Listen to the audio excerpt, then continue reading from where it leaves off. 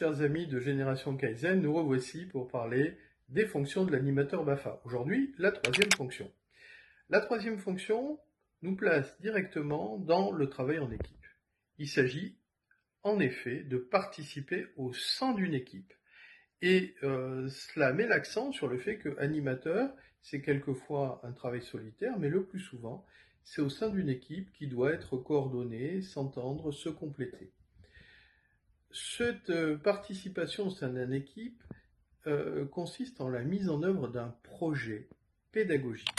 Ce projet pédagogique, le nom normalement est assez connu en animation, son contenu est peut-être parfois plus négligé.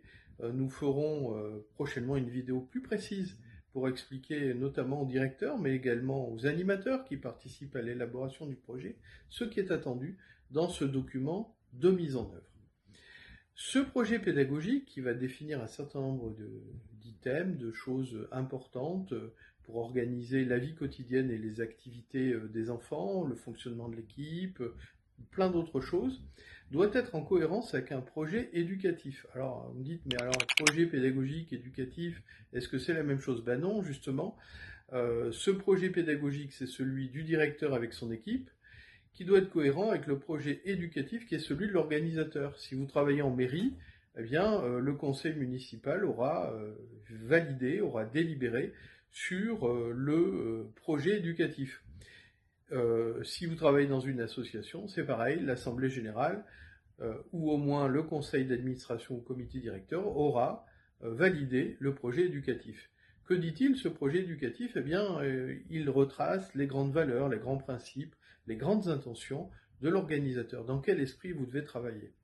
Et oui, il faut connaître les deux du coup. Le projet pédagogique, parce que c'est finalement comment on va fonctionner, et le projet éducatif, c'est dans quel esprit je travaille, en gros. Et tout cela, ces deux projets doivent être dans le cadre de la réglementation des accueils collectifs de mineurs. Eh bien oui, la réglementation qui finalement est implicitement évoquée dans la première fonction à propos de la sécurité, ici, l'est tout à fait explicitement. Il faut connaître les grandes règles des taux d'encadrement, comment on se déplace en groupe, c'est pas pareil que quand on est tout seul.